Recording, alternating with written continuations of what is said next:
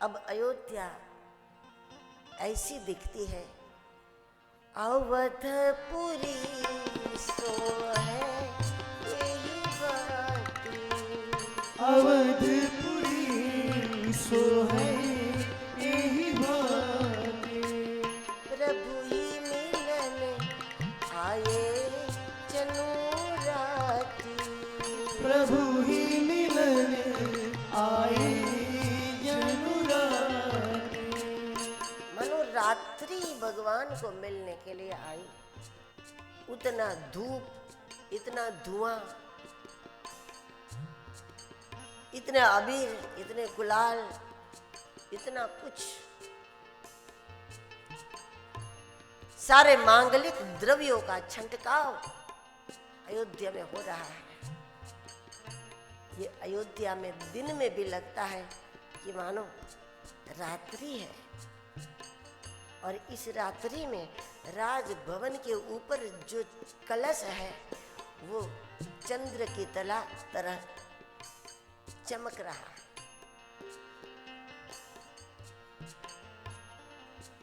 दिन और रात्रि का कभी मिलन नहीं होता, लेकिन जीवन में परमात्मा की प्राप्ति हो जाए तो सारी विपरीत चीजों का योग भी जीवन में आ जाता है। अन्यथा वैरागवान के पास वैभव नहीं होता, और वैभवी लोगों के जीवन में वैराग नहीं होता। ये दिन और रात्रि है। अगर वैभवी जीवन है तो वैराग नहीं होगा, और वैराग जीवन में है तो भौतिक सुख साधन नहीं होंगे। लेकिन गुरु कृपा से जीवन में राम का प्रागट्य हो जाए तो रात्रि और दिन का मिलन हो जाएगा, वैभव और वैराग दोनों की प्राप्ति हो जाएगी। चाहे जितना लुटाओ वैभव खत्म नहीं होगा, और चाहे लाख सुख सुविधाओं में रहो भीतर से वैराग नहीं छूटेगा। तो ये मिलन है, प्रभु ही मिलन आए चनु राती, प्रभु ही मिलन आए जनु राती। भोग और भजन का मिलन ही रात्रि दिवस का मिलन है। वैराग और वैभव दोनों की प्राप्ति यही रात और दिन का मिलन है।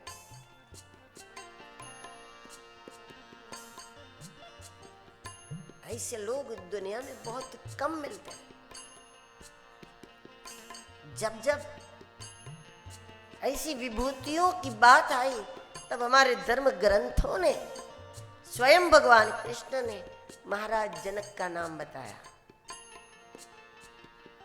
भगवत गीता में भी उल्लेख किया अर्जुन के सामने, जिसके जीवन में दिन और रात का मिलन है वो है महाराज जनक। सब कुछ है लेकिन चाहत किसी की नहीं है। सब कुछ है लेकिन किसी को आधार नहीं समझ रहे। सब कुछ है लेकिन किसी भी चीज के प्रति आसक्ति नहीं है। सब कुछ है लेकिन आनंद के लिए उन्हें किसी की जरूरत नहीं है। उनको हर चीज के बिना रहना आता है, हर चीज के बिना मजे से रहना आता है। मिल गया तो मिट्टी है, खो गया तो सोना है। मिला तो मिट्टी, गया तो सोना। उसके बिना हम ज्यादा समृद्ध है, अधिक समृद्ध है। ये बड़ी परम अवस्था का दर्शन है। प्रभु ही मिलन आए चनु राती, प्रभु ही मिलन आए जनु राती। अवधपुरी सो है यही बाती, अवधपुरी सो है यही बाती। सब कुछ होते हुए भी किसी भी वस्तु का आदि न होना बहुत बड़ी बात। किसी भी चीज के आदि न होना।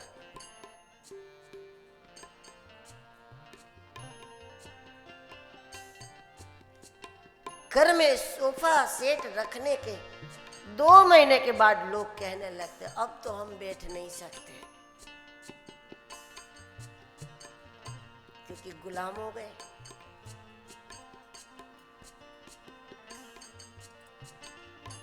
घर में एसी लगाया कि 2, 4, 6 महीने में कहने लगेंगे अब तो हम कहीं नहीं जा सकते, क्योंकि हम गर्मी में रह नहीं सकते। होना प्रारब्ध है, लेकिन अधीन हो जाना गुलामी है। उसके बिना हम रह न सके, ये गुलामी है। अच्छे साधक सब कुछ हो तभी अभ्यास करते हैं, उसको न चला करके अभ्यास करते हैं कि हम कैसे रह सकते हैं, क्यों नहीं रह सकते। इसका अभ्यास करके ही तो जीवन निर्माण होता है। जब तक स्वयं पर प्रक्रिया नहीं करोगे जीवन निर्माण नहीं होगा। गुरु तो मार्गदर्शन करेंगे, स्वयं पर प्रक्रिया स्वयं करनी पड़ेगी, तभी निर्माण होगा जीवन का। बहुत सुंदर अवस्था है। भोग और भजन दोनों ही भरपूर। प्रभु ही मिलन आए चनुराती, प्रभु ही मिलन आए जनुराती, अवधपुरी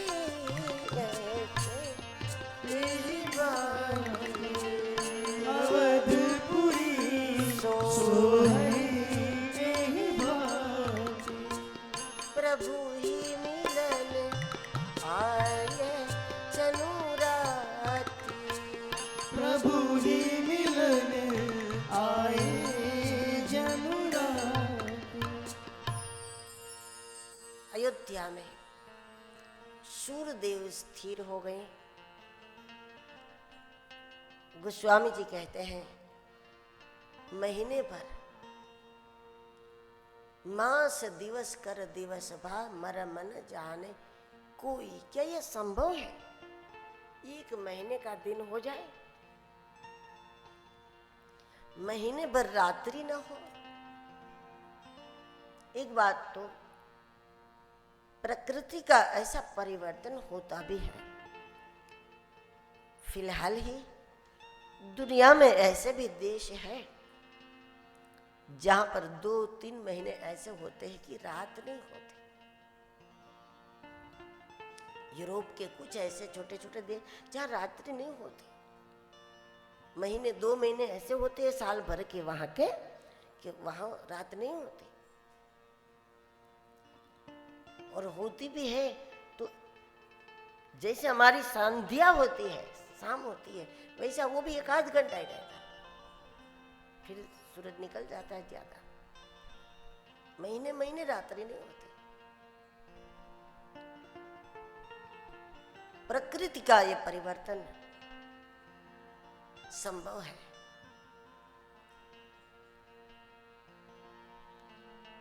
और सृष्टि में जो बदलाव होता रहता है उसमें वो समय अयोध्या में आ गया हो, और ऐसा हुआ ईश्वर के आगमन की खुशी में।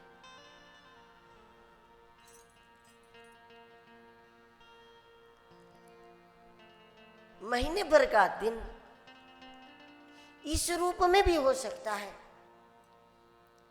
भगवान के प्रागट्य के बाद उत्सव होता था, उस उत्सव में लोग थकते नहीं थे। सांसारिक उत्सवों में थकान होती है, आध्यात्मिक उत्सवों में थकान मिटती है।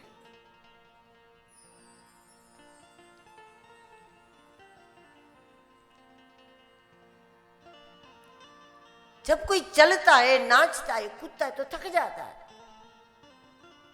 लेकिन जब कोई प्रभु के लिए नाचते हैं। प्रभु प्रेम में मग्न होकर के कभी कोई नाचता है, उनको पता ही नहीं रहता था क्या होता है। तो भगवान के प्रागट्य के बाद जो उत्सव हुआ, वो उत्सव ऐसा है, लोग थकते ही नहीं थे। न किसी को थका, न किसी को नींद, न भूख प्यास का कोई अनुभव। तो निरंतर लोग मस्ती से नाच रहे थे, गा रहे थे, दिन रात। जैसे दिन भर उत्सव करके लोग रात में विश्राम करते हैं, ऐसा अयोध्या में हो ही नहीं रहा था। इसी कारण से तुलसीदास जी ने 1 महीने का दिन कहा, क्योंकि 1 महीने की अवधि तक उत्सव में कमी नहीं आई।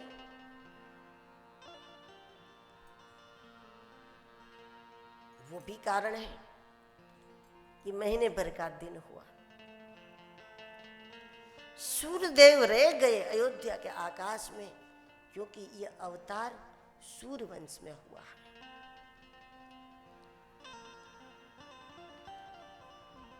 और आज भी जब किसी घर में कोई महान अवतार, कोई महान आत्मा जन्म लेती है,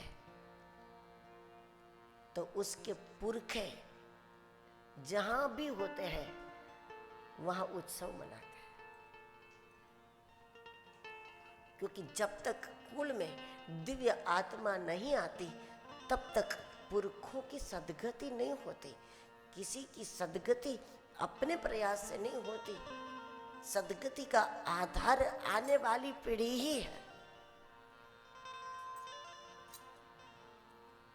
ऐसा नहीं कि पुत्र अच्छा हो तो ही सदगति होगी, पुत्र अच्छा हो या कन्या अच्छी हो। कन्या के द्वारा पितृकार्य मान्य इसीलिए नहीं माना गया कि कन्या ससुराल में जाती है तो फिर वो स्वतंत्र नहीं है। वो जितना चाहे उतना कर नहीं पाएगी, जैसा चाहे वैसा कर नहीं पाएगी अपने पुरखों के मोक्ष के लिए। और इसीलिए अगर वो नहीं करती तो माफ है, उनको दोष नहीं लगता।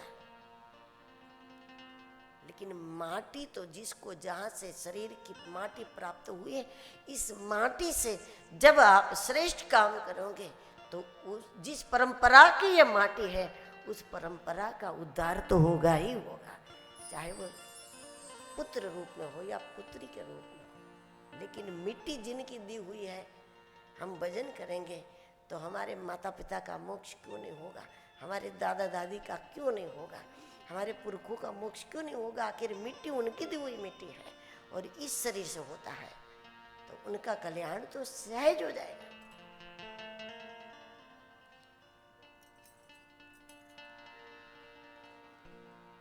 जब अच्छी आत्मा कुल में घर में आएगी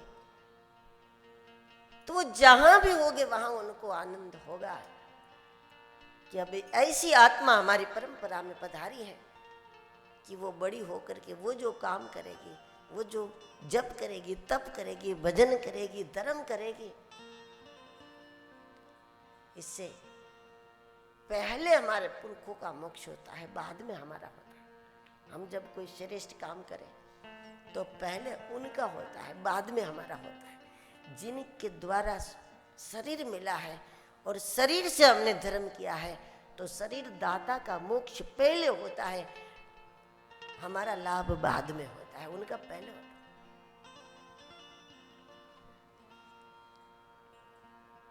जब बच्चा बुरा काम करता है ना, तो लोग उसकी बुराई कम करते हैं ना, माँ बाप की ज्यादा करते हैं। कि जिसने दुनिया में जो लाए दुनिया में इसको, जब बुरा काम करते तो बुराई माँ बाप की पहले होती है ना। लोग कहते इसका ये तो बच्चा है, इसका क्या दोष। लेकिन उन्होंने क्या कहा, सिखाया। उसकी बुराई पहले होती है, बच्चे की बाद में होती है, उसकी ज्यादा होती है, बच्चे की कम होती है। उसी प्रकार जब इस शरीर से जब तप धर्म होगा तो हमारे पुरखों का मोक्ष पहले होगा, हमारा बाद में होगा। तो महान आत्मा जन्म लेती है, वहीं से उनको उम्मीद बन जाती है कि अब हम आगे बढ़ेंगे। संतानों की भौतिक समृद्धि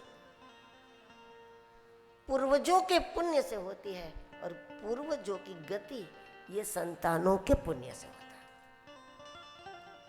ऐसा पुराणों में उल्लेख है।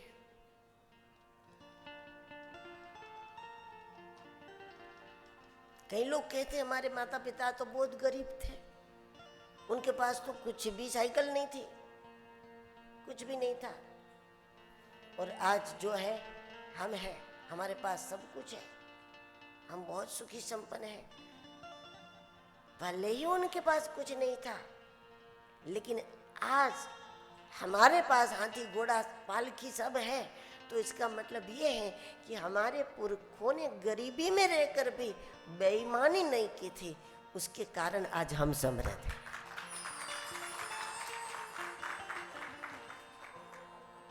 हमारे लिए उनका पुण्य, पुरखों का पुण्य, शास्त्र कहता है कि संतानों की समृद्धि बन जाता है, और संतानों के द्वारा जो धर्म कर्म होता है वो उनके पुरखों की गति का कारण हो जाता है। इसलिए हमारे पास जो धन संपत्ति प्राप्त हो, हमसे जितना बन पाए, हमें उनके मोक्ष के लिए उस हेतु से हमें धर्म करना चाहिए, इससे उनका मोक्ष हो जाता है। किसी भी आत्मा के लिए शरीर छोड़ करके जब वो जाती है, तब उनके लिए पहला 1 वर्ष का समय है ना, वो अटपटा होता है। वो 1 वर्ष का समय, और उस 1 वर्ष के अंतर्गत हमें अधिक से अधिक धर्म करना चाहिए उनके सपोर्ट के लिए। अब इस विज्ञान युग में तो आप इस बात को समझ लोगे कि आप घर बैठे जिसको वोट करते वो जीत जाता है।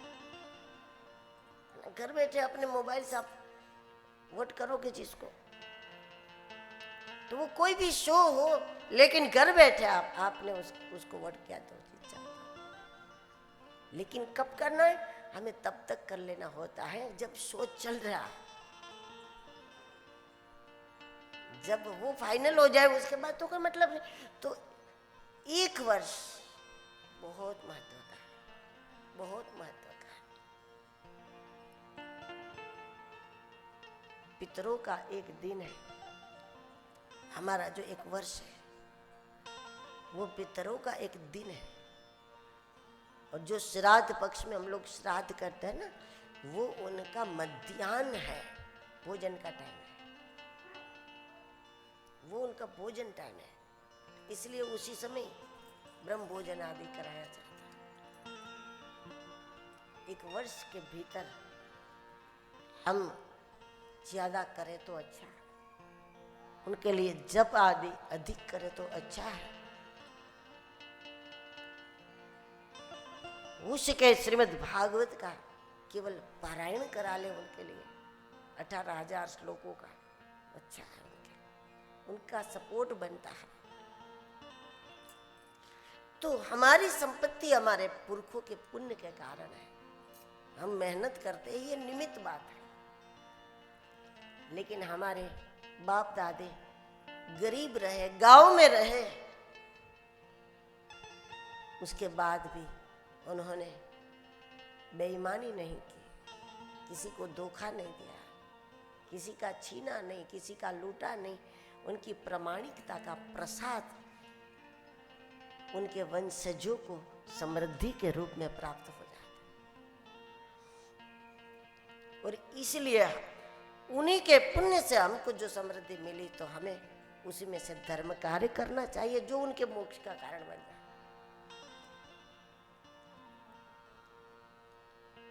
मास दिवस कर दिवस भाव मर मन जाने को। 1 महीने का दिन हो गया। भगवान शिव जी भवानी को बता रहे हैं कि उस समय हम राम के दर्शन के लिए गए।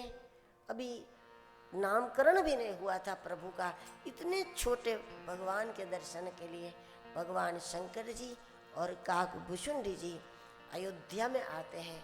अयोध्या में आकर के उनको दर्शन कैसे होते, कब होते हैं, उस पर चर्चा करें। इसके पहले 2-4 मिनट के लिए रघुपति राघव राजा राम पतित पावन सीताराम।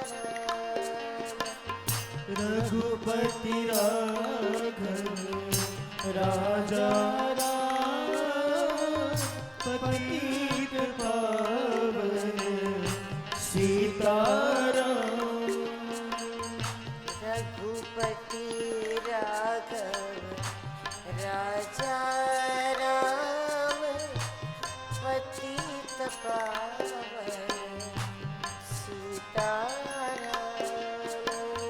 रघुपति राघव राजा राम पतित पावन सीताराम। रघुपति राघव राजा राम पतित पावन सीताराम। रघुपति राघव राजा राम पतित पावन सीताराम। सीताराम सीताराम बज प्यारे तू सीताराम। सीताराम सीताराम भज प्यारे तू सीताराम। राम सीताराम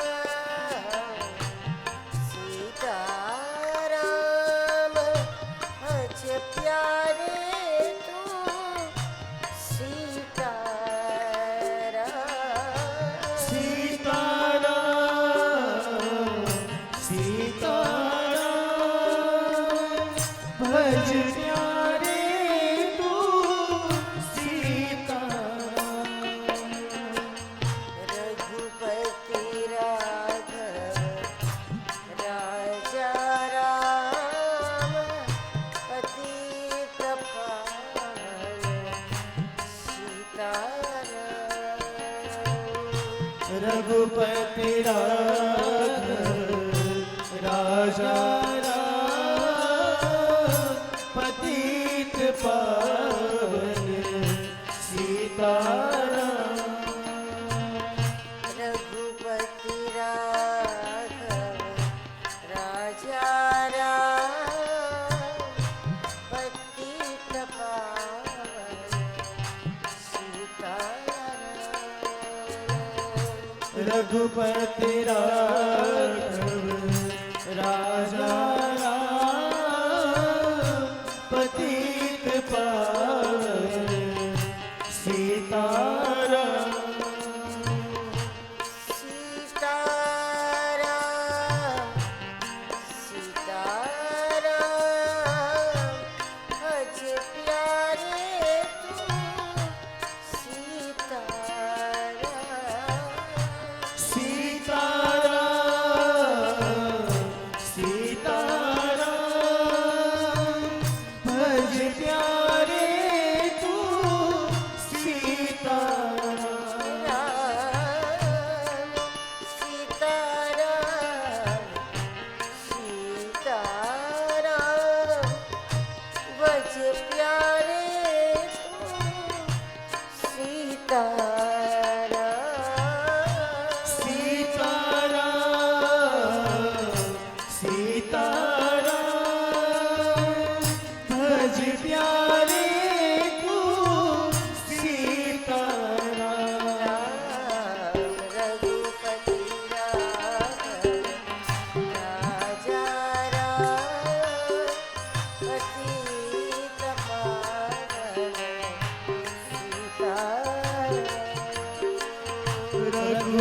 रघुपति राघव राजा राम पतित पावन सीताराम। रघुपति राघव राजा राम पतित पावन सीताराम। रघुपति राघव राजा राम पतित पावन सीताराम। रघुपति राघव राजा राम पतित पावन सीताराम। रघुपति राघव राजा राम पतित पावन सीताराम। सीताराम सीताराम बज प्यारे तू सीताराम। सीताराम सीताराम भज प्यारे तू सीताराम। राम सीताराम सीताराम भज प्यारे तू सीताराम। सीताराम सीताराम भज प्यारे तू सीताराम।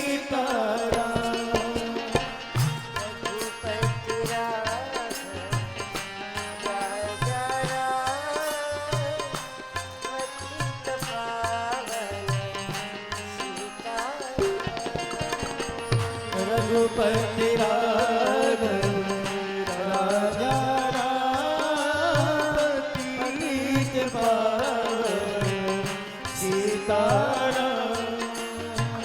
रघुपति राघव राजा राम पतित पावन सीताराम।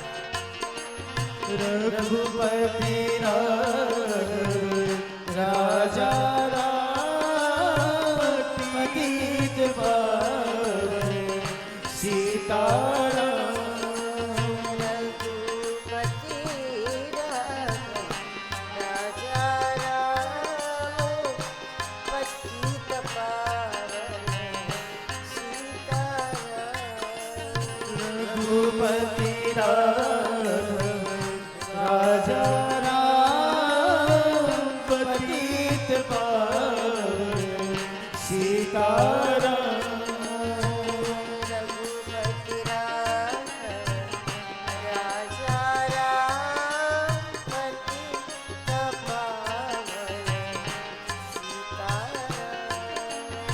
रघुपति राघव राजा राम पतित पावन सीताराम।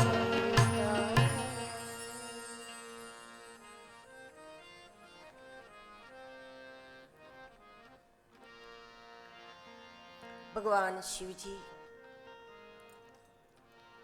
भवानी को बता रहे हैं और एक कहूँ निज चोरी। शिव जी ने बताया कि भगवान के दर्शन के लिए उस समय मैंने एक चोरी की। औरों की चोरी सब बता दे, महादेव स्वयं की चोरी बता रहे।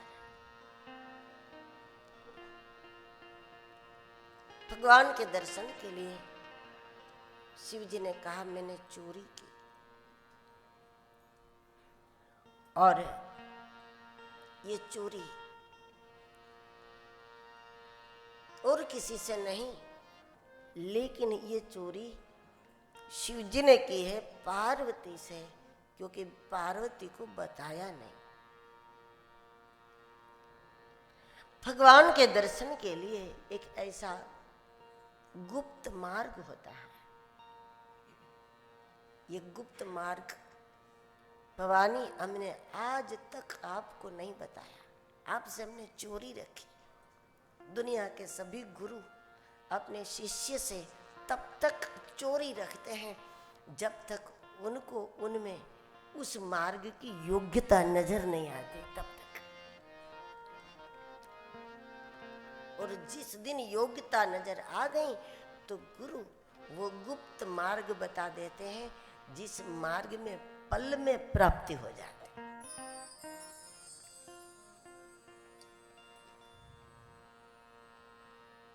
कई जन्मों के भटकाव के बाद भी हमको जो तत्व नहीं मिला था, लेकिन सदगुरु वो पर्दा एक हटा दे, एक पर्दा हटा दे तो पर्दा हटते ही प्राप्त है। ब्रह्मानंद स्वामी ने लिखा, करके दया दयाल ने पर्दा हटा दिया।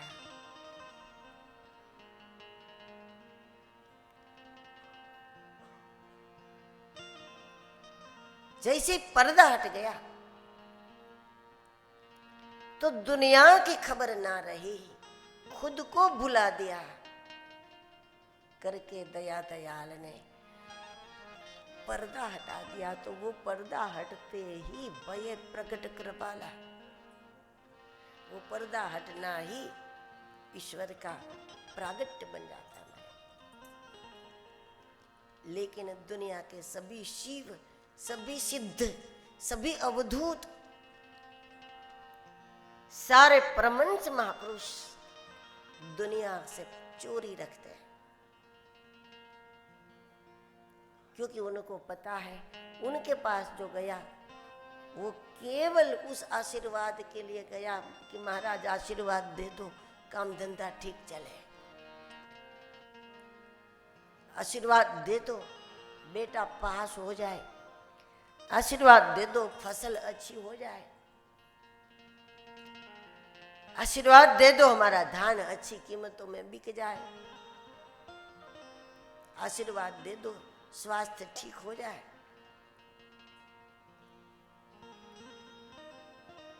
तो हम जब जब उनके पास जाते हैं, गुरु का तो इरादा यह है कि इस बार तो हटा दूं, इस बार तो हर पर्दा हटा दूं। हर बार यही सोचते हैं कि इसका पर्दा हटा दूं, लेकिन हम जाते ही बोल देते हैं कि आशीर्वाद दे दो बच्चा पास हो जाए। तो पर्दा वाला प्रोग्राम कैंसल हो जाता है हर बार।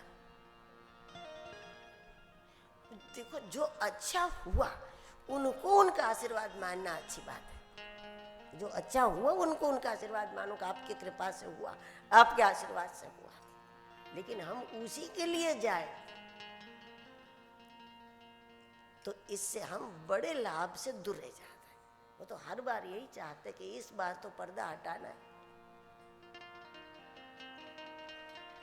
पर्दा हटते ही वो दुनिया होती है। ब्रह्मानंद स्वामी कहते हैं, सूरज न था न चांद था, बिजली नहीं वहां, करके दया दयाल ने जलवा दिखा दिया। दुनिया की खबर ना रही, तन को भुला दिया। करके दया दयाल ने जब पर्दा हटा दिया।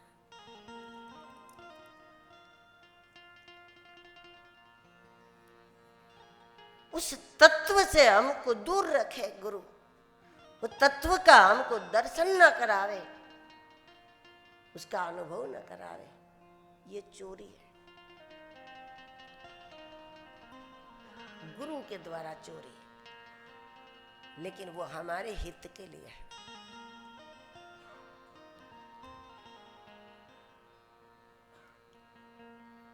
दो 4 साल का बच्चा वो चाहेगा कि मुझे नोट की पूरी गड़ी दे दो खेलने के लिए।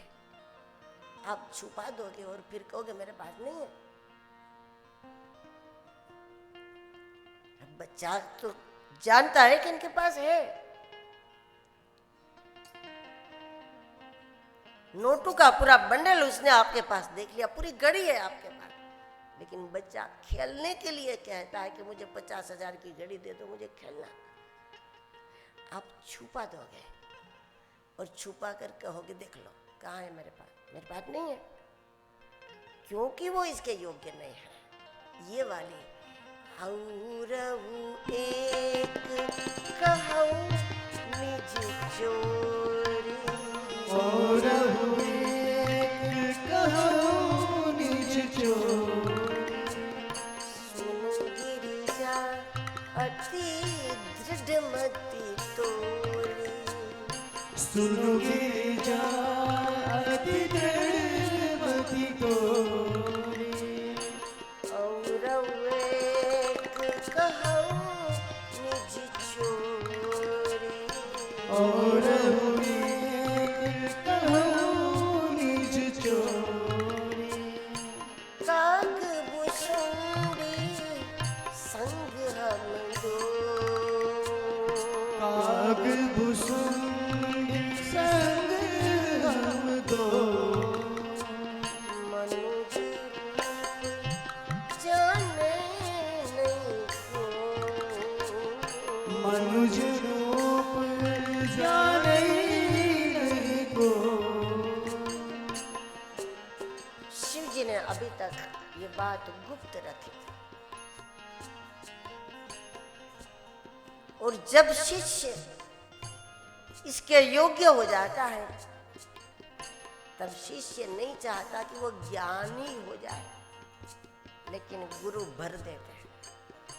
शिष्य नहीं चाहता है कि वो प्रसिद्ध हो जाए, लेकिन गुरु उसको फिर भी प्रसिद्ध कर देते हैं। शिष्य नहीं चाहता है कि वो वैभवशाली हो जाए, लेकिन गुरु फिर भी वो सब, क्योंकि योग्य है, योग्य को जबरदस्ती दिया जाता है। उसके न चाहने पर भी उसको दिया जाता है, जबरदस्ती दिया जाता है कि नहीं तुम ही देखो, तुम ही संभालो, तुम्हें संभालना पड़ेगा।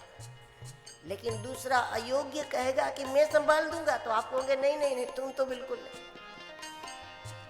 योग्य मना करता है कि नहीं मेरे पास टाइम नहीं है, तो आप कहोगे नहीं तुमको ही करना पड़ेगा, तुमको ही संभालना।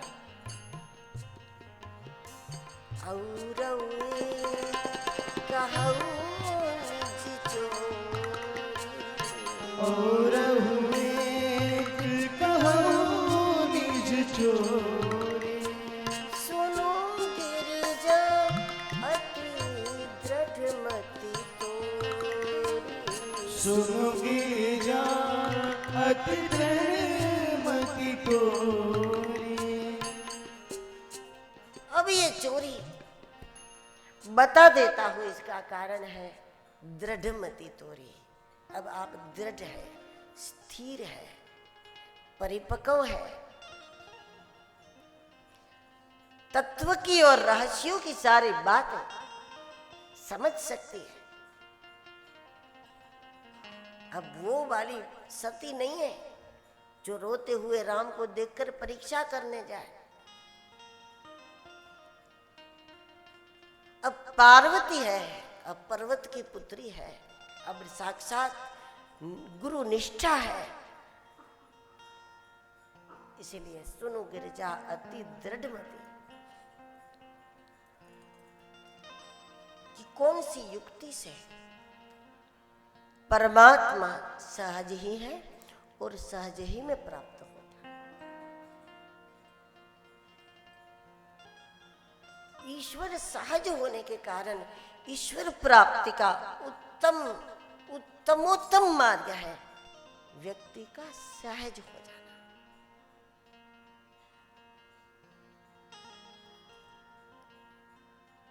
और सरल बनना बहुत कठिन है।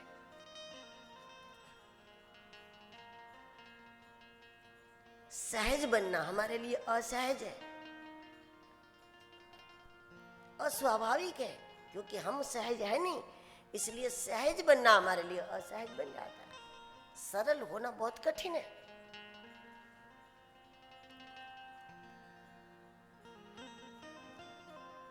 जो कुछ भी न करे। संतों से पूछो ईश्वर प्राप्ति के लिए क्या करना होगा, तो कहेंगे कुछ न करो तो प्राप्त है। सरल स्वभाव न मन कुटिलाई, उतना अधिक साधन करना पड़ता है। जितना अधिक हम लोग असहज है, अटपटे हैं, उतना अधिक साधन करना पड़ता है। कपड़े जितने गंदे हो उतना धोना पड़ता है उसको, जितना मैल हो उतना उसको निकालना पड़ता है। धुला हुआ है तो सीधे पहन सकते हैं। जितने हम असहज हैं उतना हमें सहजता के लिए प्रयास करना पड़ता है। हरि जैसे को तैसा है, सहज के लिए सहज है, असहज के लिए असहज है। भगवान शंकर जी बड़ा गुप्त, सहज और रहस्यों से भरा ये मार्ग बता रहे हैं, कैसे वो मिलता है। तो अपने ही जीवन से, अपने अनुभव की एक बात बता रहे हैं कि हम और काकभूषुंडी जी गए थे मनुष्य रूप में। मनुष्य रूप में शंकर का जाना ये बताता है कि जितने हो सके सौम्य रहो, दुनिया को अपना प्रभाव दिखाने की कोशिश न हो, जगत को प्रभावित करने की कोशिश न हो, तो ईश्वर दर्शन की यात्रा सरल हो जाती है।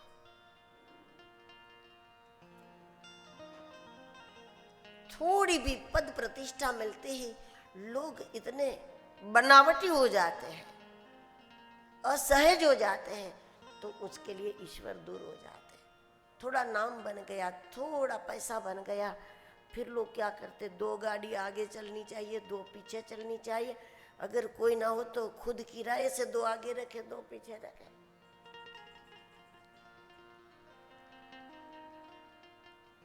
कहीं भी जाना है तो वो आसानी से 1-2 व्यक्ति जा नहीं सकते, 10-20 लोग आसपास में चलना चाहिए। 10-20 लोगों के बीच में तो गुनाहगार भी चलता है, पुलिस भी उसको अकेला नहीं छोड़ती। लेकिन विरल व्यक्तित्व स्वतंत्र चलता है, उनको किसी के आधार की जरूरत नहीं। दुनिया उसका आधार लेने के लिए जुड़ जाए तो अलग बात है, वो तो अपने आप में मस्त।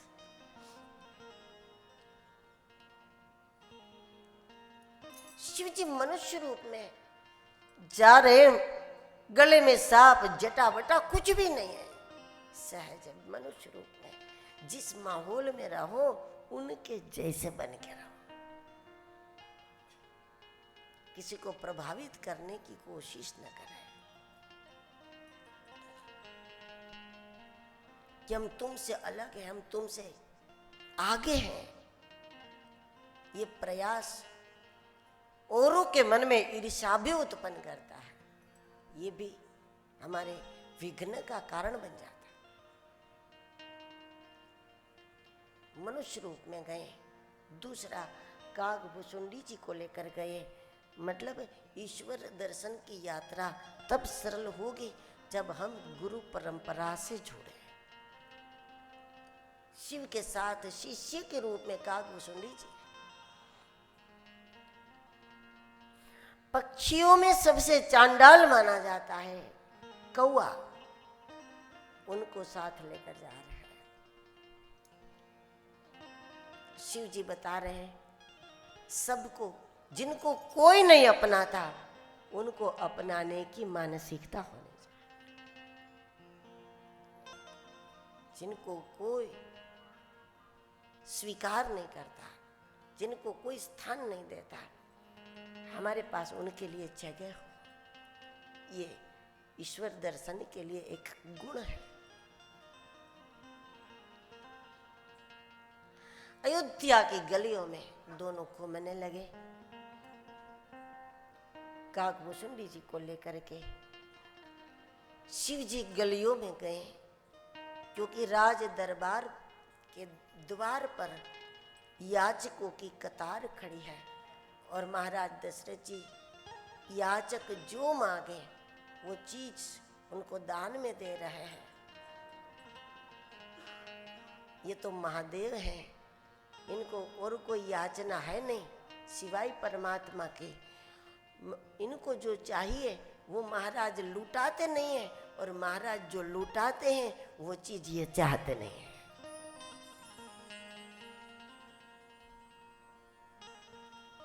दशरथ जी धन दे रहे हैं, द्रव्य दे रहे हैं, सोना चांदी दे रहे हैं, रत्न लुटा रहे हैं। शंकर जी के पास जेब ही कहाँ है। इनको जो चाहिए वो तो महाराज देंगे नहीं। भगवान की प्राप्ति भगवान की ही कृपा से होती है, और इसीलिए हमें अपने स्थान पर रहकर अपनी इच्छा को तीव्र बनानी पड़ेगी। और हमें अपनी इच्छा को, ईश्वर प्राप्ति की इच्छा को जब हम तीव्र बना देंगे तो ईश्वर की प्राप्ति की व्यवस्था ईश्वर कर देते। भगवान का वचन है भगवत गीता में, मेरी प्राप्ति का उपाय मैं कर देता हूं। ऐसे ऐसे लोगों से मिला दूंगा, ऐसा ऐसा संग करा दूंगा, ऐसा ऐसा वातावरण बना दूंगा, ऐसे ऐसे स्थान में तुम्हारा पहुंचना कर दूंगा जहां से मेरी प्राप्ति तुम्हें सहज हो जाएगी।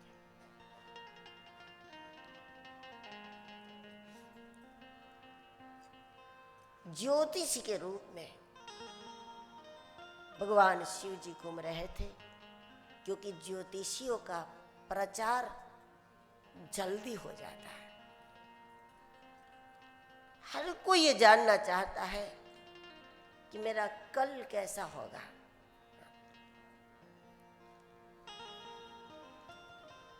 आज अच्छी कर लो तो कल अपने आप अच्छा हो जाएगा। अपनी आज अच्छी कर लो तो भविष्य अपने आप अच्छा हो जाएगा। क्योंकि जो चाहोगे वो नहीं मिलता, जो बांटोगे वो मिलता है। हम जो बांटते वो चीज मिलती है हमको। फिर भी हर कोई ये जानना चाहता है कि मेरा कल कैसा होगा। मार्गदर्शन के लिए भी कुछ लोग ये जानना चाहते ताकि उनको एक दिशा तय हो जाए कि जो दिन उनके लिए अच्छा है, कुछ कार्य उनको करना है तो वो उस दिन करे। करना तो है ही, लेकिन वो समय मालूम पड़ जाए तो और अच्छा लगेगा उसको करने में।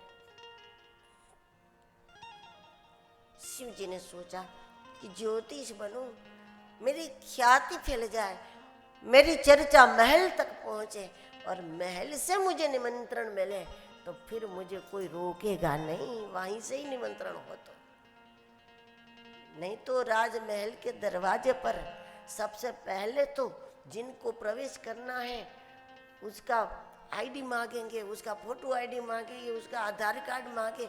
शंकर जी के पास न तो चुनाव कार्ड है न तो आधार कार्ड है,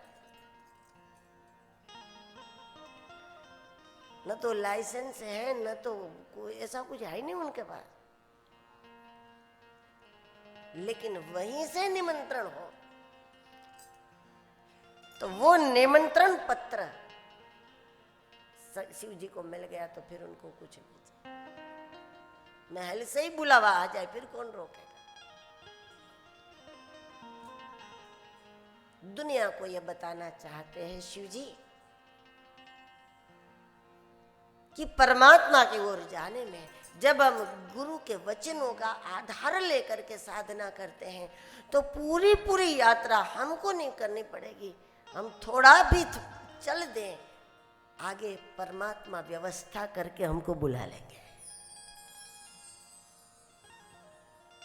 साधकों को केवल 3 कदम चलना होता है और फिर सारे कदम श्री हरि चल देते हैं।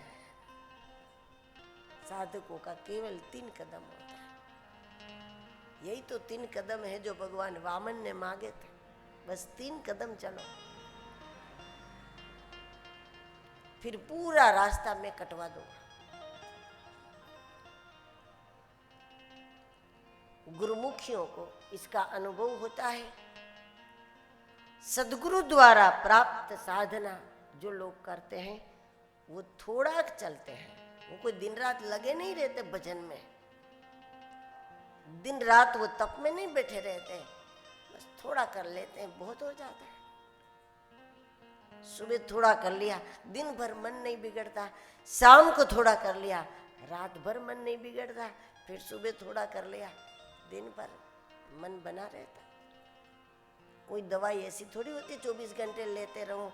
एक टेबलेट सवेरे ले लो, एक शाम को ले लो, दिन भर अच्छे रहोगे, रात भर अच्छे रहोगे। थोड़ा ही सुबह कर लेते हैं, दिन भर मन बिगड़ता नहीं।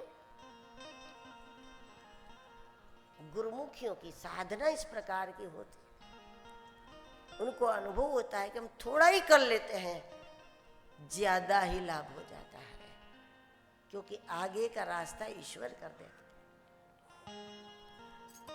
महल में ये खबर पहुंच गई, शिव जी को, काकभूषुंडी जी को बुलाया, भगवान की रेखाओं का भी दर्शन किया। महादेव तो जिन जिन की रेखाओं को देखते थे, उन सब की टेढ़ी रेखा को सीधी कर रहे थे, क्योंकि गुरु है। ज्योतिषों का काम है रेखाओं को देखना, गुरु का काम है रेखाओं को बदलना, रेखा का परिवर्तन कर देना, रेखाओं को सुधार देना। कुछ टेढ़ी रेखा है तो उसको सीधी कर देना, ये गुरु का काम है। महादेव ने जिन जिन की रेखाओं को देखा, उन सब की हाथ की लकीरों में भगवत दर्शन की एक रेखा का निर्माण कर दिया, ताकि पूरी अयोध्या प्रभु के दर्शन को कर सके। भवन में पहुंचकर महादेव ने प्रभु के दर्शन किए। राम जी बहुत छोटे हैं और शिव जी पहुंचे। इससे ये भी साबित होता है कि महादेव को, यानी कि सिद्ध पुरुषों को, बाल स्वरूप प्रिय है।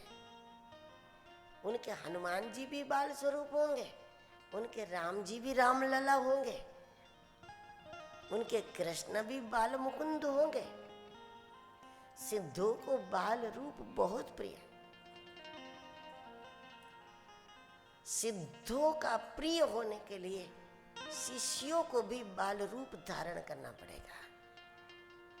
शिष्यों को भी निर्दोष रहना पड़ेगा। विद्वान नहीं बनोगे तो चलेगा, वो तो गुरु बना देंगे, लेकिन बच्चा बनोगे तो ही गुरु आपको बड़ा बना देंगे। जो गुरु के पास निर्दोष है, छोटे बच्चे की तरह निस्वार्थ और पवित्र है, गुरु कृपा उनको बहुत बड़ा बना देती है। इसीलिए गुरु सेवा में नियम बताए हैं कि मद नहीं होना चाहिए, मोह नहीं होना चाहिए, ईर्ष्या नहीं होनी चाहिए, क्रोध नहीं होना चाहिए कि हम ही सारा काम करें, दूसरा कुछ ना करे, या फिर जो करे उस पर हमारा क्रोध हो जाता है, यही सब करें, हमको कोई मौका नहीं।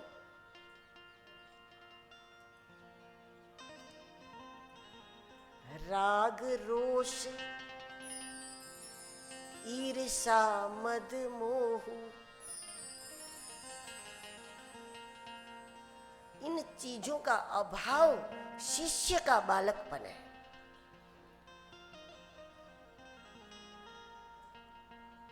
सपने हूँ जनी इनके वश हो।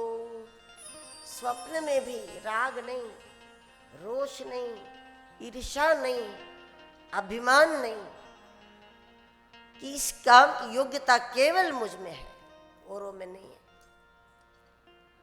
अभिमान नहीं। और हम इतना करते हैं तो फिर इतना अधिकार भी हमारा बनता है, ये मोह है। हम इतना करते हैं तो तब तो हमारा इतना हक बनता है, ये मोह बन जाता है। अधिकार वृत्ति मोह बन जाते हैं। मुझ में ही योग्यता है इस काम की, उतना औरों में नहीं है। ये मद है।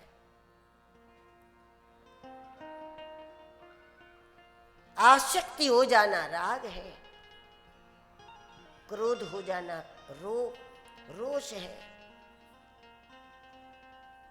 और कभी किसी की प्रशंसा हुई, लाभ उनको कुछ ज्यादा ही मिला तो जलन होना ईर्ष्या है। अगर ये दोष हमारे अंदर न हो तो गुरु सेवा व्यक्ति को बहुत बड़ा बना देती, बहुत बड़ा बना देती। सिद्धों को बच्चा प्रिय है, बच्चे बन करके रहेंगे तो ही हम बड़े बनेंगे। हम बड़े ही हैं तो फिर वो हमको क्या करे, वो कैसे बड़े बना। शिव जी बाल रूप के दर्शन के लिए जाते हैं। प्रत्येक शिष्यों के लिए जरूरी है कि वो अपने गुरु की शरण में निर्दोष हो, बच्चे के समान निर्विकार हो।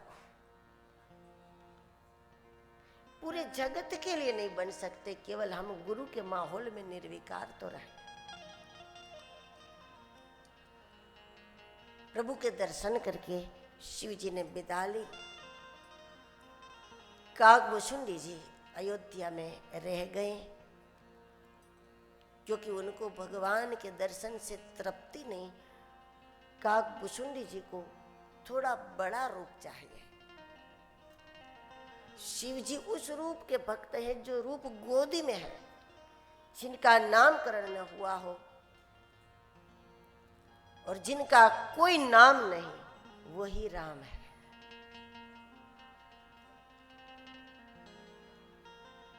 काकभूषुंडी जी को भगवान का वो रूप प्रिय है जो 4-5 वर्ष का, मित्रों के साथ खेलता हो, आंगन में खेलता हो, घूमता हुआ खेलता हुआ राम, उनके हाथ में कुछ खाने का पदार्थ हो और वो खेलता हुआ खा रहा हो, नीचे भी डल रहा हो, कपड़े पर लग रहा हो, और काकभूषुंडी जी वो भगवान की जूठन को उठा उठा कर खा रहे। ये रूप उनको प्रिय है। इसीलिए काकभूषुंडी जी रह गए। शिव जी ने विदा ली। भगवान के नामकरण के लिए महाराज ने गुरुदेव को बुलाया,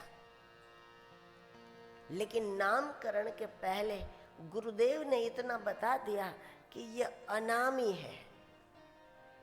आप जिनके नामकरण की बात कर रहे हैं, मैं जरूर नामकरण करूंगा, लेकिन ये मूलतः अनामी है, इनका कोई नाम नहीं है, या फिर दुनिया में जितने ही नाम है सब इनके नाम है।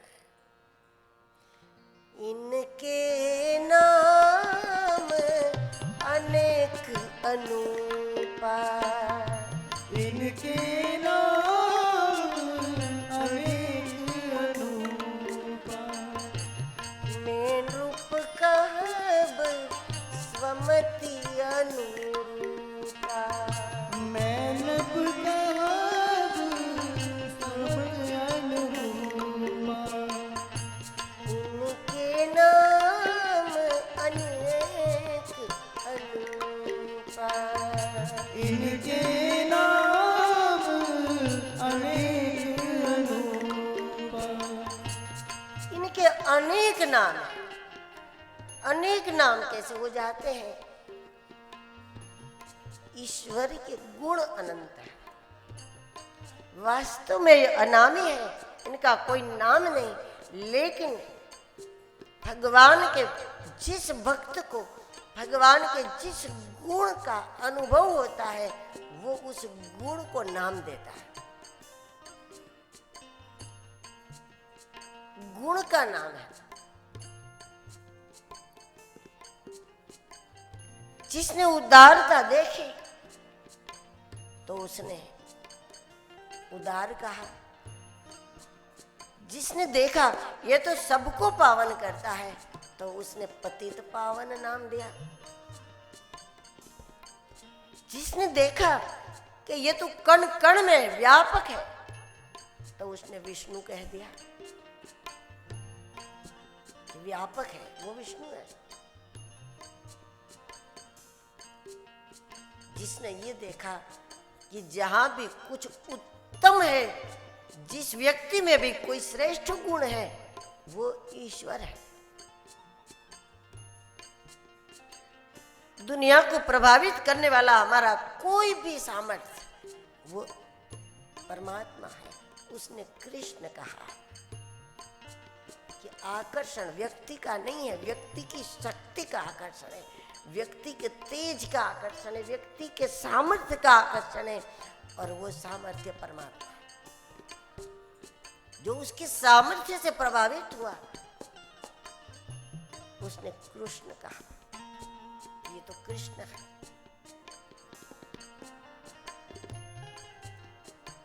जिसने देखा कि केवल और केवल जगत का कल्याण ही होता है इनके द्वारा, भगवान का हो गया जो, उसका कल्याण निश्चित हो गया, तो उसने शिव नाम दिया। शिव यानी कल्याण।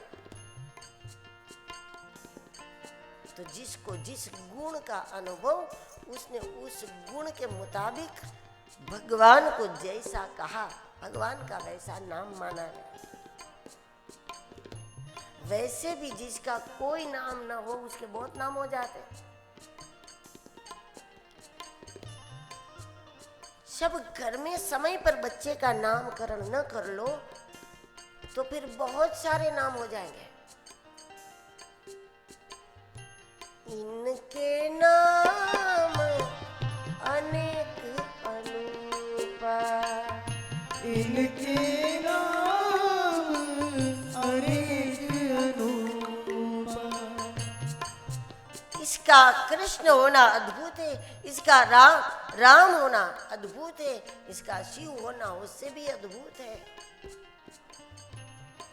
जिसने भगवान के स्वभाव में ममता देखी, उसने माता कहा। तत्व तो वही है, लेकिन उसने उसको साड़ी चढ़ाई, चुनरी ओढ़ा दी और उसने उसको माता के रूप में भजा। जिसने भगवान के स्वभाव में ममता का दर्शन किया, उसने उसको चुनरी चढ़ा दी और वो माता कहने लगा, वो माता के अनुरूप उसका श्रृंगार आदि करने लगा। तत्व तो वही है। इनके नाम अनेक अनूप, इनके नाम अनेक अनूपा। मेन रूप कहब स्वमति अनुरूपा। मैं नृप कहब स्वमति अनुरूपा। जिसकी बुद्धि में भगवान के जिस गुण का प्रकाश हुआ है, उसने भगवान को वो नाम दिया। इसलिए वशिष्ठ जी कहते हैं, मेन रूप कहु स्वमति अनुरूपा। मेरी बुद्धि में इनके जिस गुण का प्रभाव है, मेरी बुद्धि इनके जिस गुण से प्रभावित हुई है, मैं तो वो नामकरण करूंगा, वैसा ही नाम दूंगा। वशिष्ठ जी तत्वज्ञ है और तत्वज्ञ के लिए शब्द है राम।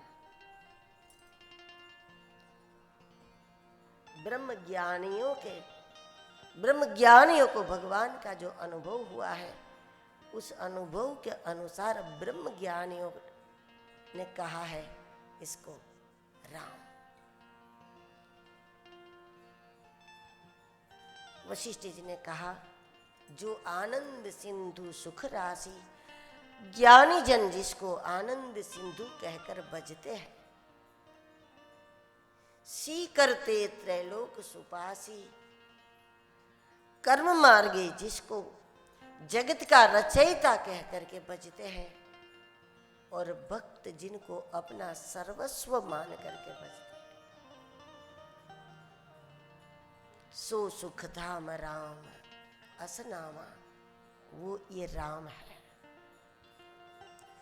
रकार अग्नि परक है, आकार सूर्य परक है और मकार चंद्र परक है।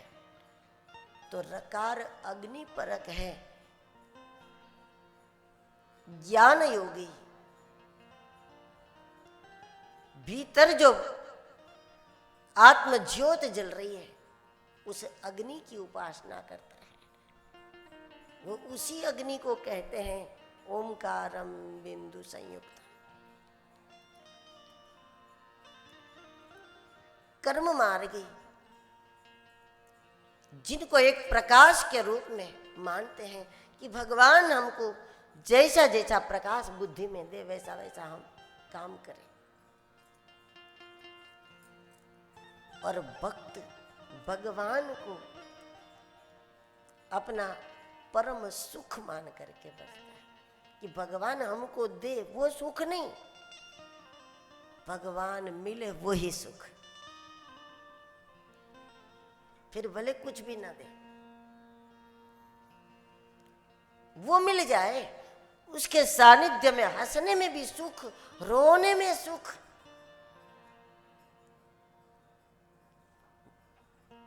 उनका होना ही सुख हमारे लिए। उनके लिए मकार है। इसलिए ज्ञानियों का रकार, कर्म मार्गियों का आकार और भक्तों का मकार मिला करके सो सुख धाम राम असनाम, सो सुख धाम राम असनाम। इसलिए राम नाम कोई एक सांप्रदायिक परक नाम नहीं। जो योगी है वो भी राम भजे, जिनको संसार की प्रवृत्तियों के साथ भजन करना है उनके लिए भी राम है, और जो प्रभु प्रेमी है उनके लिए भी राम है। राम भजते भजते भजते भगवान की भिन्न भिन्न शक्ति और भिन्न भिन्न गुणों का अनुभव होता जाएगा, और फिर जैसा जैसा होता जाएगा वैसे वैसे नाम से आप भी उसको गाओगे, भजोगे, पुकारोगे।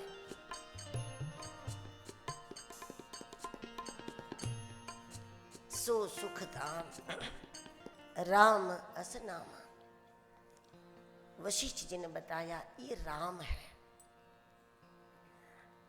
राम शब्द दुनिया के लिए उस समय भी नया नहीं था।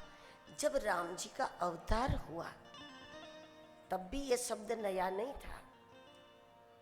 तब भी घर घर में राम भजन तो होता था। राम जन्म के पहले भी घर घर में राम भजन होता था। योगियों के द्वारा आत्मा राम की उपासनाएं होती थी, आत्मा राम का चिंतन होता था, राम भजन खूब होता था राम अवतार के पहले भी।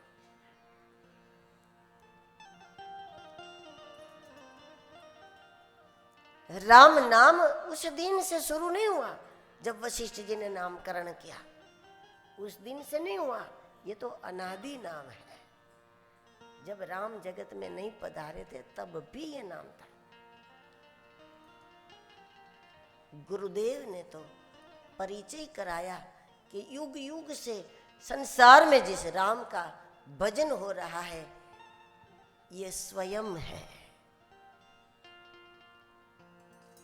अभी तक दुनिया को केवल नाम प्राप्त था, लेकिन नाम के प्रभाव से अब नाम ही दुनिया में आया है, जो कौशल्या जी की गोदी में खेल रहा है। ये राम है। विश्व भरन पोषण कर जोई, ताकर नाम भरत अस होई। भरत जी त्याग मूर्ति है। भगवान के अलावा उनका और कोई लक्ष्य नहीं है, उनको कुछ भी नहीं चाहिए। इसलिए राम नाम का रकार उनके हृदय में रखा। भरत बोलोगे तो रकार मध्य में आता है, और ब र और त इसमें कुछ भी नहीं लगाया, आ नहीं, ई नहीं, ऊ नहीं, कुछ भी नहीं। अकेला भ, अकेला र, अकेला त, जिनको कुछ चाहिए नहीं, जिनके सुमिरन मात्र से शत्रुओं का नाश होता है, वो शत्रुघ्न है। शत्रुघ्न जी का सुमिरन करे, यानी शत्रुघ्न जी जिस मार्ग से चले हैं वो मार्ग उनसे हम प्राप्त करें, तो वो मार्ग है भरत जी का सानिध्य, भरत जी की सेवा, भरत जी का संग, त्याग मूर्तियों का संग करते रहोगे तो शत्रुघ्न जी की जीवनी ये बताती है कि आपके भीतर कोई शत्रु ही नहीं रहेगा। जब हम त्याग सीख लें, हम छोड़ना सीखे, भूलना सीखे, तो कहाँ शत्रुता रहेगी। जब हम भूल ही नहीं पा रहे, छोड़ने के लिए हम तैयार नहीं है, किसी ने कुछ कहा था तो हम 4 गुना सुना देंगे, तब तक हमको चैन नहीं पड़ता। हम भूलना नहीं सीखते तो शत्रुता कैसे जाएगी।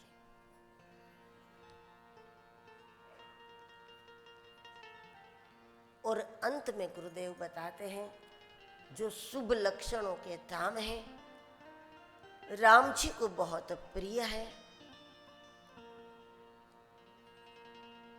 शेष नारायण होने के कारण जगत के आधार है, पृथ्वी के आधार है,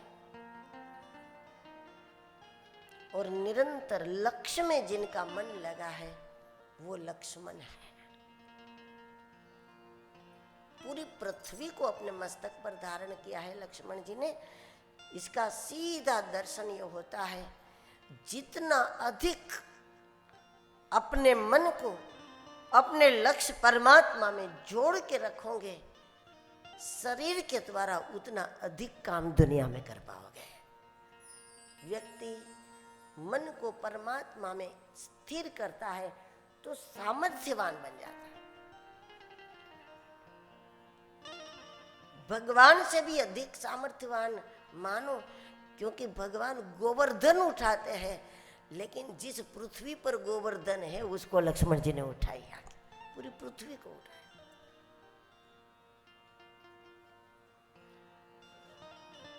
बौद्धिक क्षमता बढ़ जाएगी, वैचारिक क्षमता बढ़ जाएगी, पूरा व्यक्तित्व हमारा प्रखर हो जाएगा। जैसे जैसे हम मन को अपने लक्ष्य में स्थिर करें तो हमारी ताकत बढ़ जाएगी, हमारी क्षमता बढ़ाने का यह उत्तम उपाय है। देखिए संतों के पास वैसे देखो तो कुछ भी नहीं होता, लेकिन हर मौके पर वो जीत हासिल करते हैं, हर मौके पर वो सफल होते हैं। सारा का सारा अनिष्ट, सारे के सारे आवरण, सारे के सारे विघ्न समय आते आते सब छट जाते हैं, आखिर वो ही सफल होकर रहता है। ये उनकी क्षमता मन को लक्ष्य में स्थिर करने के कारण बनती है। लक्षण दाम राम प्रिय, सकल जगत आधार, गुरु वशिष्ठ ते ही राखे वो, लक्ष्मण नाम उदार। दिव्य नामकरण हुआ, गुणों के अनुसार नामकरण हुआ। राम जी भरत जी दोनों श्याम हैं, लक्ष्मण जी शत्रुघ्न जी दोनों गौर हैं। श्याम गौर सुंदर दो जोड़ी, एक श्याम एक गौर, एक श्याम एक गौर, ऐसी दो जोड़ी अयोध्या में खेल रही है। माताएं गोद में लेती हैं, सुलाती है, खिलाती है, पिलाती है। ये सब देख करके देव महादेव को भी आश्चर्य होता है कि माताओं की कौन सी तपस्या, कौशल्या कैकेयी सुमित्रा जी ने कौन सी साधना की, कहाँ जाकर के जब तप कर लिया, किस जन्म की तपस्या है। इतना बड़ा लाभ महादेव को जो नहीं मिलता वो मां को मिलता है। जो परमात्मा को गोदी में ले रही, चारों रूपों में ब्रह्म ही है।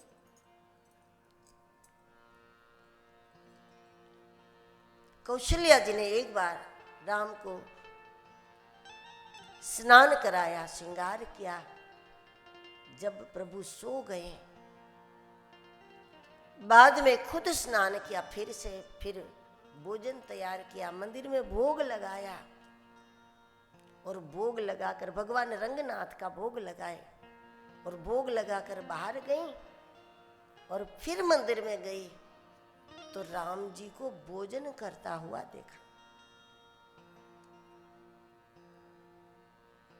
सोचने लगी अभी तो सुलाया, शायद यहां जो भोजन कर रहा है भरत को कोई लाया।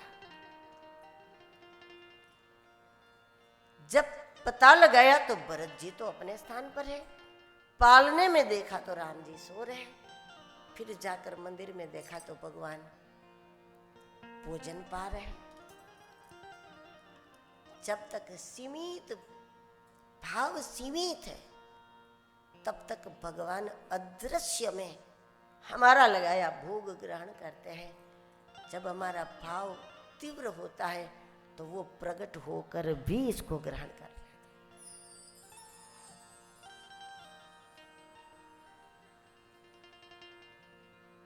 फिर उधर देखा तो राम सो रहे। फिर मंदिर में देखा तो पागलों की तरह कौशल्या जी इधर फिर उधर, फिर इधर फिर उधर।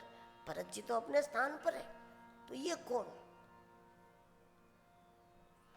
दो स्थान पर भगवान दिख रहे हैं कौशल्या जी को।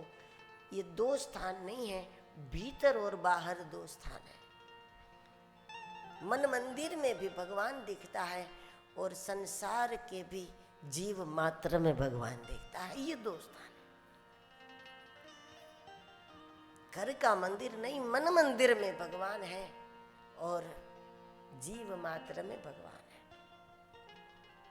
ऐसी एक दिव्य अवस्था को माता ने प्राप्त किया। जब कोई भी क्रिया राम जी सीखते हैं, उनके कुछ दिनों बाद ये तीनों सीखते हैं। राम जी बैठने लगे, कुछ दिनों बाद तीनों ही बैठने लगे। राम जी दीवार पकड़ के खड़े होने लगे तो एक आध महीने बाद पीछे पीछे तीनों ही खड़े होने लगे।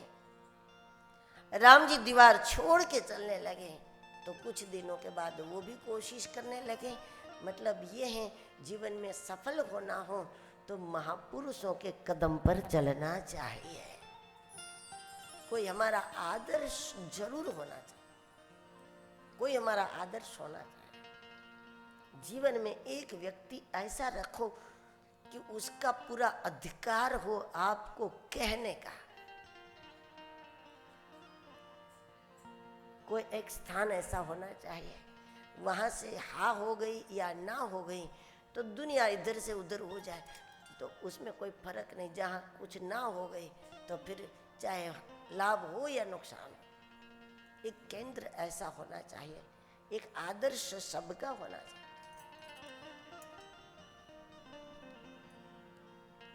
राम जी के कुछ दिन बाद ये पीछे कर रहे हैं, इसका यही दर्शन है कि किसी के पद चिन्ह पकड़ के चलो, अवतारों के पद चिन्ह को पकड़ो।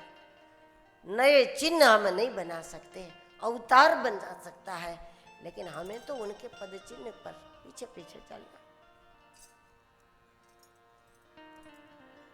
मित्रों के साथ भगवान जब खेलने लगे, थोड़े बड़े भी हो गए, महाराज भोजन के लिए बुलाते हैं, राम जल्दी नहीं आते। कौशल्या जी दौड़कर उठा करके ले आती है। महाराज गोदी में लेकर के खुद भी प्रसाद लेते हैं, राम को भी कराते हैं। चारों ओर दृष्टि करते हुए चंचल चित्त से राम जी भोजन करते हैं। प्रभु का कहना है कि मुझे खिलाओ, इससे मेरी पूर्ण तृप्ति नहीं होती, भूखे को भोजन कराओ तब मेरी पूर्ण तृप्ति होती है।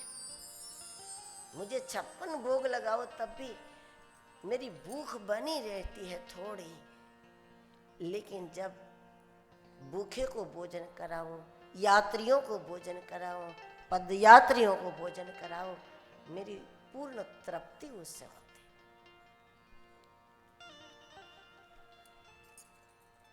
चारों भाइयों का यज्ञोपवीत संस्कार किया गया। गुरुदेव के आश्रम में विद्याभ्यास के लिए प्रभु गए। कुछ ही समय में सारी विद्याएं राम जी ने प्राप्त कर ली और राजभवन पधारे। एक विश्वामित्र नाम के मुनि पधारते हैं, प्रभु को अपने साथ ले जाते हैं। सालों तक राम जी को ले गए। बहुत लंबे समय तक विश्वामित्र जी के साथ प्रभु रहे। विश्वामित्र जी क्यों ले जाते हैं, इस प्रसंग पर हम दर्शन करेंगे कल 2 बजे। गुरुदेव तुम्हारी जय जय हो गिरनारी तुम्हारी जय जय हो गुरुदेव तुम्हारी जय जय हो गिरनारी तुम्हारी जय जय हो श्री सद्गुरुनाथ महाराज की जय गिरनारी महाराज की जय श्री तापी मैया की जय सब संतन की जय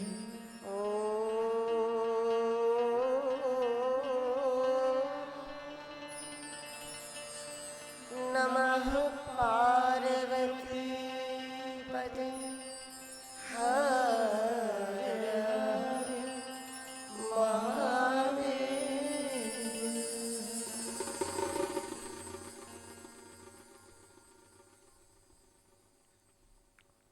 पूज्या माँ के श्री चरणों में कोटि कोटि दंडवत प्रणाम।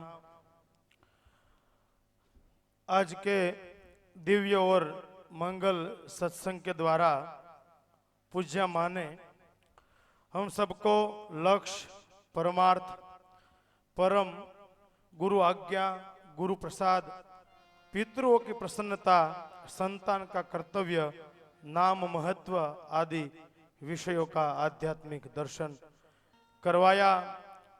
और पूज्य माँ ने कहा कि पितरों के पुण्य से संतान को भौतिक संपत्ति की प्राप्ति होती है और संतान के पुण्य से पितरों को सद्गति की प्राप्ति होती है। शास्त्रों भी बताते हैं कि सपुत्र की 3 पुत्रताएं हैं।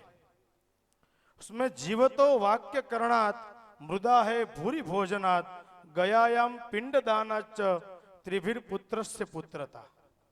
अर्थात जब माता पिता जिंदा होते हैं हमारे बुजुर्ग, तब उनकी आज्ञा का पालन करना ये पहला हमारा कर्तव्य है। दूसरा मृदा है भूरि भोजनात्, उसके जाने के बाद जो शास्त्र में बताया गया है भोजन आदि, जो श्राद्ध आदि, तर्पण आदि, पारण आदि क्रिया है वो करना है और गया में श्राद्ध करना है और सत्संग के माध्यम से उसको कल्याण की ओर ले जाना है। ये 3 पुत्र के कर्तव्य हैं और पितरों की कृपा से ही संतान अच्छे कर्म भी कर सकते हैं, भी शास्त्र का प्रमाण है। इस विषय में पूज्या माँ ने हम सबको दुर्लभ दर्शन सुलभता से करवा दिया। और आज के सत्र के समापन वेला पर गुरु कृपा प्रसाद स्वरूप हमारे मध्य परिक्रमावासी उपस्थित हैं। उनसे विनती है कि मंच पर पधारे, पूज्य माँ से भेंट और आशीर्वाद प्राप्त करें। गतं तदेव मे भयं त्वदम्बु वीक्षितं यदा मृकंड सूनु शोनकासुरारिसे विसर्वदा पुनर्भवाब्धि जन्मजं भवाब्धि दुख वर्म दे त्वदीय पाद पंकजं नमामि देवी नर्मदे त्वदीय पाद पंकजं नमामि देवी नर्मदे त्वदीय पाद पंकजं नमामि देवी नर्मदे।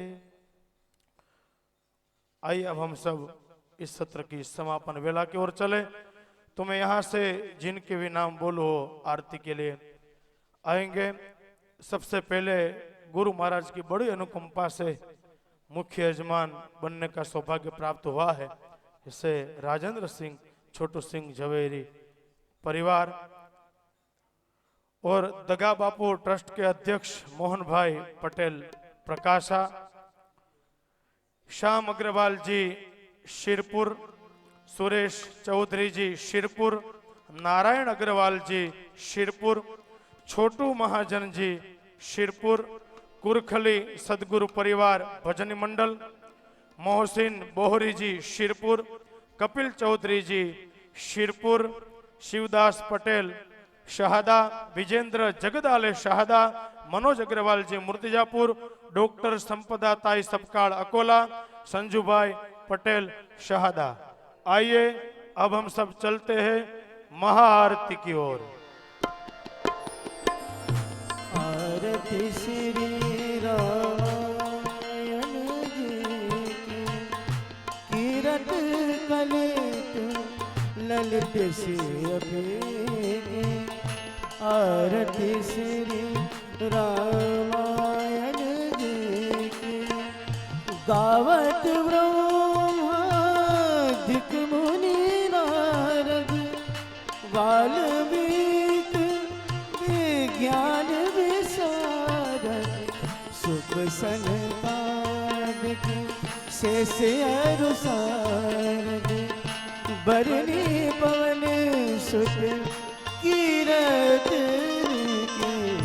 आरती श्री रामायण जी की, गावत वेद पुराण अष्टदश, छो शास्त्र सब ग्रंथन को रस, मुनि जन धन संतन को सर्वस, सारे अंश सम्मत सब के।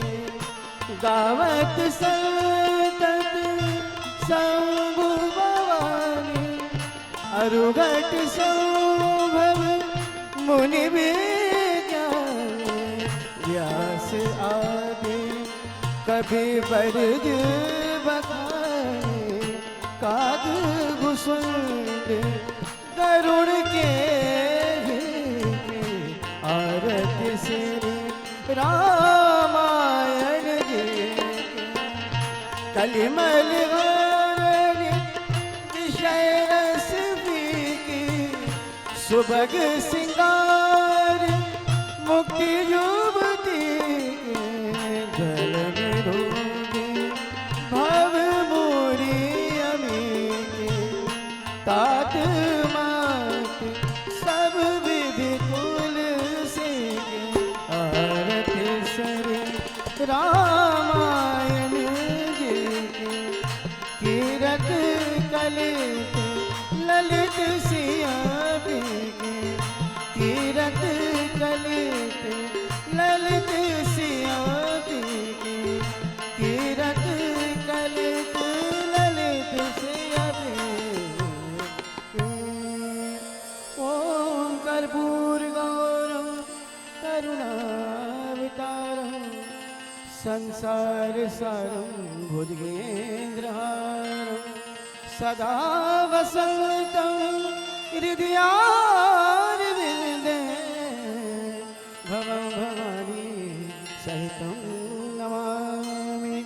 बोलो श्री रामचंद्र भगवान की जय। हरि ओम।